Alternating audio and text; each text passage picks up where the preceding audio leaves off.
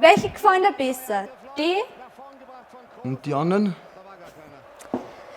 Ja, oder die da, die sind halt ein bisschen her im Absatz. Mir gefallen beide gut, aber wenn ich mich festlegen müsste, die ersten. Und warum nicht die anderen? Ich weiß nicht, du hast mich gefragt, welche mir gefallen? Ja, die kann dir ja ganz gut zum Dirndlgewand anziehen. Ja, dann nimmst du die. Aber wenn's dir nicht gefallen, Das habe ich nicht gesagt, dass sie mir nicht gefallen.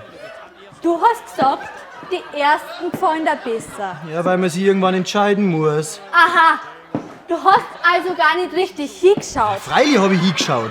Also, Naja, die zweiten sind schon gut und wenn's der Daumen... ja, darum gern's mir ganz gut. Aber wenn's dir nicht gefallen, Freilich gefallen's mir, nimm die zweiten. sicher. Ja, Nicht bloß, weil du jetzt deine Ruhe haben magst. na, sicher, die zweiten. Ja, dann nehme ich die zweiten. Aber ich lasse meinen Braun auch noch mal schicken, nur zum Probieren. Unterstützt durch die private Landbrauerei Schönram.